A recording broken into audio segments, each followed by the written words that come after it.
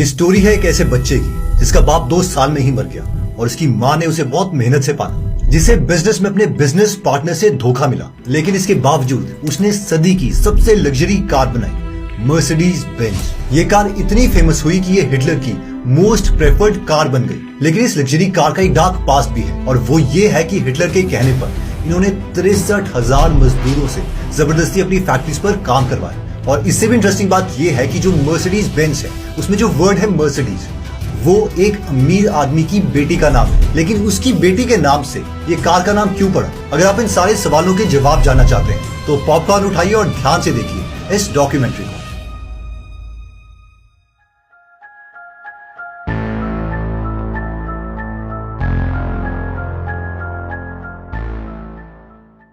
Karl Benz का जन्म 25 नवंबर 1844 को मर्लबर्ग जर्मनी में हुआ था। उनके डैड एक लोकोमोटिव ड्राइवर थे और माँ एक हाउसवाइफ। जब कार्ल बेंज 2 साल के थे तो उनके डैड की डेथ हो गई और उनकी माँ को अलग अलग जगह पर काम करना पड़ा उन्हें पालने के लिए। कार्ल बेंज ने अपनी माँ की मेहनत को देखा और वो एक अच्छे स्टूडेंट बने। 15 साल की एज में उन्होंने मैकेनिकल इंजीनियरिंग का एग्जाम क्वालिफाई किया और कार्लस्रूहे पॉलिटेक्निकल स्कूल में एडमिशन ले ली। इंजीनियरिंग की पढ़ाई कंप्लीट करने के बाद उन्होंने 7 अलग अलग जगह पर नौकरियां करी। उन्होंने लोहे की कंस्ट्रक्शन कंपनी में काम किया, कभी वो ड्राफ्ट्समैन की तरह काम करते और कभी डिजाइनर बन जाते। जॉब करते करते वो अपने एनवायरनमेंट को देखते और उन्हें एक चीज क्लियर होगी और वो ये थी कि आगे चल के जो हॉर्स कैरेजेस हैं यानी घोड़ा गाड़ी वो नहीं होंगी और ऐसी कार बनाई जाएंगी जो खुद ब खुद सड़कों पर चल पाएंगी। जब भी ये चीज वो अपने फ्रेंड्स के साथ डिस्कस करते तो उनके फ्रेंड्स उन पर बहुत हंसते। लेकिन कार्ल बेंज को इसकी परवाह नहीं थी। कार्ल बेंज ने 27 साल की एज में अपनी नौकरी छोड़ दी और एक मैकेनिक को अपना बिजनेस पार्टनर बना दिया। इस बिजनेस पार्टनर का नाम था ऑगस्ट रिटर और इन दोनों ने मिलकर एक लोहे का कारखाना खोला। अपने फ्री टाइम में मिस्टर बेंज हमेशा ऐसी कार बनाने में लगे रहते जो खुद ब खुद चल पाए। कार्ल अपने इंजन के काम में बिजी क्या हुए कि उनके दोस्त ने उन्हें धोखा दे दिया। कार्ल को पता नहीं चल रहा था कि वो क्या करे, क्योंकि उनके बिजनेस पार्टनर ऑगस्ट रिटर के पास भी कंपनी के शेयर्स थे और इसी वजह से कार्ल इस कंपनी को नहीं छोड़ सकते थे, क्योंकि उनका खाने पीने का सारा पैसा इसी लोहे के कारखाने से आता था। लेकिन इस बुरी सिचुएशन में एक लड़की ने उनकी मदद करी और इस लड़की का नाम था बर्था रिंगर, जो कि आगे चलकर उनकी वाइफ बनी। अब हुआ यह कि बर्था के घर वालों ने उसके दहेज के लिए कुछ पैसे सेव किए हुए थे। अब बर्था ने क्या किया कि इन पैसों में से उसने कुछ पैसे लिए और उससे ऑगस्ट रिटर के सारे शेयर्स खरीद लिए, जिसकी वजह से अब उस लोहे के कारखाने के सिर्फ 2 मालिक थे, बर्था और मिस्टर कार्ल बेंज। और अगले 10 सालों तक इन्होंने बहुत से पेटेंट अपने नाम किए, जैसे कि एक पेटेंट उन्हें मिला कि इंजन की बैटरी को इग्नाइट कैसे किया जा सकता है, दूसरा पेटेंट गियर शिफ्ट बनाने के लिए मिला, तीसरा क्लच के लिए, चौथा कार्बोरेटर बनाने के लिए, 5वां इंजन को ठंडा रखने के लिए, 6ठा पेटेंट था स्पार्क प्लग पर और 7वां स्पीड रेगुलेटर के लिए। इतने पेटेंट्स लाने के बाद भी ये कंपनी पैसे नहीं कमा रही थी, जिसकी वजह से मिस्टर कार्ल बेंज क्या करते कि वो कंपनी के कुछ शेयर्स इन्वेस्टर को बेच देते और उसके बदले में पैसे लेते और ये प्रोसेस चलता रहा और एंड में कार्ल बेंज के पास सिर्फ कंपनी के 5% बचे, जिसकी वजह से जो सारे बाकी के इन्वेस्टर्स थे उन्होंने कार्ल को डिमोट कर दिया, यानी छोटी पोजीशन पर लगा दिया और कार्ल बहुत दुखी हुए। मिस्टर बेंज को पता चल चुका था कि इस कंपनी में रहकर उनके सपने पूरे नहीं हो सकते और उन्होंने ये कंपनी छोड़ दी और दोबारा से वो जीरो पर आ गए।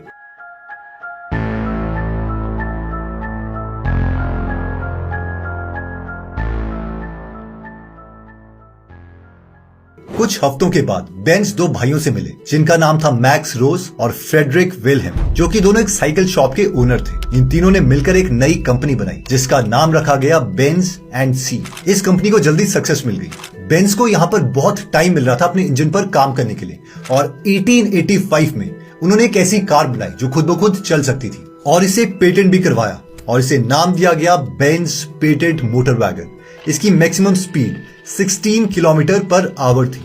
अब ये जो मॉडल 1 था इसे कंट्रोल करना बहुत ही डिफिकल्ट था और एक बार पब्लिक डेमोन्स्ट्रेशन हो रही थी और ये मॉडल जाके सीधा दीवार से टकरा गया, जिसकी वजह से जो मॉडल था ये बहुत ही कम बिका। अगले ही साल यानी 1889 में इन्होंने मॉडल 2 निकाला और 2 साल के बाद मॉडल 3। मिस्टर बेंज की वाइफ बर्था को यकीन था कि ये मॉडल 3 बहुत अच्छा है और इसे ज्यादा बेचने के लिए इसकी पब्लिसिटी की जानी चाहिए, लेकिन मिस्टर बेंज इससे राजी नहीं थे। वो जानते थे कि ये मॉडल 1 की तरह कहीं टकरा गया तो ये दोबारा से मॉडल्स नहीं बिकेंगे, इसलिए वो इसकी पब्लिसिटी नहीं कर रहे थे। फिर 4 अगस्त 1888 को बर्था ने कुछ डिसाइड किया। वो रात को छुपके से अपने 5 बच्चों के पास गई। उनमें से 2 बच्चों के कान में उसने कुछ कहा और आके वापस अपने हस्बैंड के साथ लेट गई। अब अगले सुबह उसने जो किया उसके बारे में किसी ने भी नहीं सोचा था कि बर्था एक ऐसा स्टेप उठा सकती है।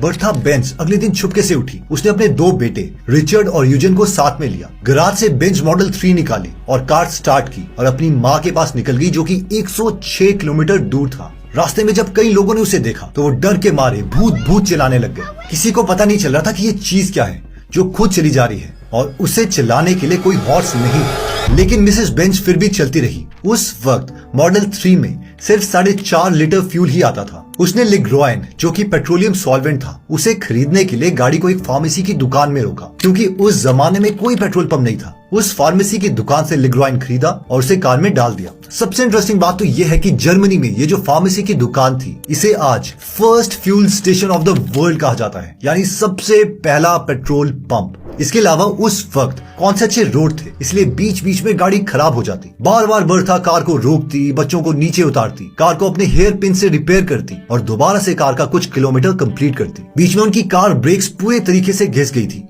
क्योंकि वो लकड़ी की थी। तो बर्था ने कार को एक मोची की दुकान पे रोका और लेदर की ब्रेक्स लगवाई। इस 106 किलोमीटर को कवर करने के लिए बर्था और उसके 2 बेटों को 12 घंटे का समय लगा। वहां पहुंचकर उन्होंने टेलीग्राम से अपने हस्बैंड को बताया कि वो अपने माँ के घर पहुंच चुकी है। थोड़े दिनों के बाद वो इसी कार में वापस कार्ल बेंज के पास आई। इस ट्रिप से इन दोनों के बिजनेस को बहुत पब्लिसिटी मिली। इवन की ब्रेक की इंप्रूवमेंट्स के बारे में भी बर्था ने कार्ल को बताया, जिसकी वजह से इस डिजाइन को चेंज कर दिया गया। और इस तरीके से पहली बार एक वाइफ ने अपने हस्बैंड की इन्वेंशन को दुनिया के सामने लाया।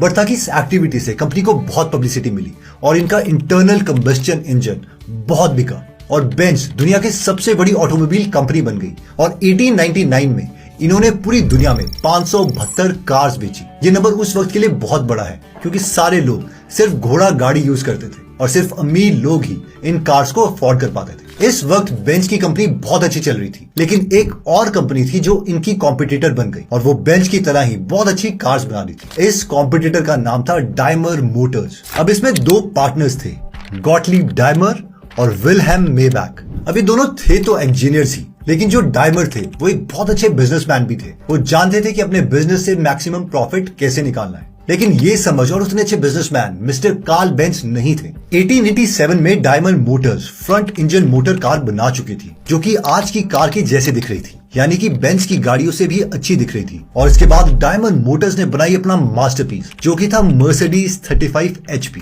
अब इस कार का नाम मर्सिडीज क्यों पड़ा, इसके पीछे की स्टोरी भी बहुत इंटरेस्टिंग है। एक्चुअली उस वक्त एक रिच बिजनेसमैन था जिसका नाम था एमिल जेलेनिक, जो कि बहुत सी कार्स बेचता था। आज के जमाने में हम कह सकते हैं कि उसका एक शोरूम था। उसने डायमर मोटर्स के मालिक को कहा कि देखो, मैं तुम्हें कार का बहुत बड़ा ऑर्डर दे सकता हूं, लेकिन मेरी 2 शर्तें हैं। शर्त नंबर 1, ये जो नई कार है वो पुराने मॉडल से सबसे बेटर होनी चाहिए। शर्त नंबर 2, इस कार का नाम मेरी बेटी मर्सिडीज के ऊपर रखा जाएगा। डायमर मोटर कंपनीज के मालिकों ने ये बात मान ली और ये मॉडल बहुत ही फेमस हुआ। इसके बाद जर्मनी के इकोनॉमिक हालात अच्छे नहीं थे, जिसकी वजह से दोनों बेंज और डायमर की कार्स नहीं बिक रही थी। अब इन दोनों कंपनीज ने डिसाइड किया कि इन्हें मर्ज कर जाना चाहिए और इन्होंने एक्चुअल में किया भी ऐसा ही, और इस कंपनी को नाम दिया गया डायमर बेंज कंपनी। इसके बाद जितने भी मॉडल्स इन दोनों कंपनी ने निकाले उन्हें डायमर बेंज कहने के बजाय इन्होंने मर्सिडीज बेंज कहा, जैसे कि Mercedes model S, model SSK etcetera. और इन सारे मॉडल्स को एक बहुत ही फेमस डिजाइनर ने डिजाइन किया था जिसका नाम था Ferdinand Porsche. I hope Porsche नाम आपने जरूर सुना होगा। अप्रैल 1929 में कार्ल बेंज की डेथ हो गई जब वो 84 इयर्स के थे, और इसके बाद एंट्री हुई एडोल्फ हिटलर की।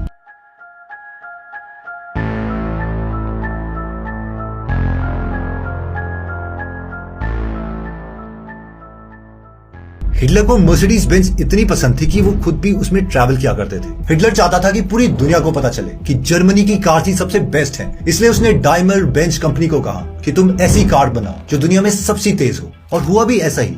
जितने भी उस वक्त वर्ल्ड में कार रेसेस हुई उसमें से मैक्सिमम रेस बेंज की कार ने जीती। एक और कंपनी उस वक्त ये कार रेस जीत रही थी जिसका नाम था ऑटो यूनियन, लेकिन ये भी जर्मनी की ही कंपनी थी। फिर 1939 में वर्ल्ड वॉर सेकंड स्टार्ट हो गई। सेकंड वर्ल्ड वॉर के दौरान हिटलर ने जर्मनी की मैक्सिमम कंपनीज को कहा कि वो अब सिर्फ आर्मी के लिए प्रोडक्ट्स बनाएंगी। इसलिए डाइमर बेंज कंपनी ने भी अपने मेन प्रोडक्शन बंद कर दिया और नाजी जर्मनी के लिए व्हीकल्स और ट्रक्स बनाना स्टार्ट कर दिया। हिटलर ने जब बेंज कंपनी को और ट्रक बनाने के लिए कहा तो पहले तो बेंज कंपनी ने विमेन वर्कर हायर करे, लेकिन जब इससे भी बात नहीं बनी तो जो ज्यूज प्रिजनर थे उन्हें वर्कर बना के उनसे जबरदस्ती काम करवाया। एक टाइम पर 63,000 प्रिजनर बेंज कंपनी के लिए काम कर रहे थे। जब जर्मनी वॉर हार गई तो इन कंपनीज की इमेज बहुत खराब हो गई कि इन्होंने प्रिजनर से जबरदस्ती काम करवाया है, जो कि डाइमर बेंज कंपनी ने एक्सेप्ट भी किया। जो भी जर्मनी के अलावा फॉरेन में इनके मैन्युफैक्चरिंग प्लांट्स थे वो इनसे ले लिए गए और सिर्फ जर्मनी वाले मैन्युफैक्चरिंग प्लांट्स इनके पास बचे। अब इसके बाद इस कंपनी ने अपनी इमेज बिल्ड करना स्टार्ट किया। इन्होंने पहले एम्बुलेंसेस बनाई और उसके बाद पुलिस के लिए व्हीकल्स, बाद में दोबारा से कॉमन लोगों के लिए इन्होंने गाड़ियां बनाना स्टार्ट कर दिया। अगर मैं फाइनेंशियल ईयर 2022 की बात करूं तो इन्होंने 24 लाख गाड़ियां बेची, जिसकी टोटल वैल्यू थी 13,640 बिलियन इंडियन रुपीज, जो कि टाटा मोटर से ऑलमोस्ट 3.5 गुना है। और आज इन्होंने मर्सिडीज ब्रांड की इतनी अच्छी इमेज कर दी है कि कोई मर्सिडीज गाड़ी खरीदता है तो वो इतना खुश होता है कि उसे लगता है कि उसने कोई IAS का एग्जाम क्लियर कर दिया हो या फिर कोई यूनिकॉर्न बना दिया। अगर हम सेकेंड वर्ल्ड वॉर के बाद की बात करें तो उन्होंने एक के बाद एक लग्जरी कार लॉन्च की है, जैसे कि 1950s में W187220 जो कि एक फुल साइज लग्जरी कार है, grand tourer luxury car, W186300, W121190, W128220 SE, 1960s में W112300 SE, W100600, W114, W115 etcetera. 1970s में R107 SL class, C107 SLC class, W123 mid size executive car.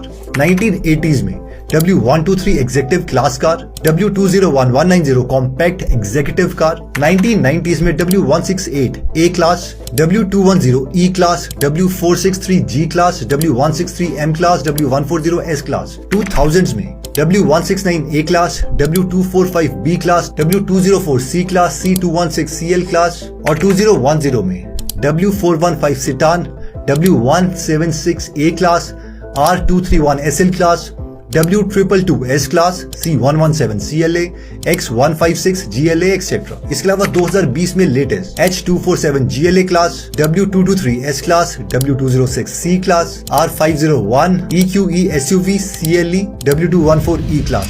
वैसे क्या आपको पता है कि India में हर 1000 में से 450 गुजराती कार ओन करते हैं। इसका मतलब है इंडिया में सबसे ज्यादा कार्स गुजरातियों के पास है। तो अगर आप ये जानना चाहते हैं कि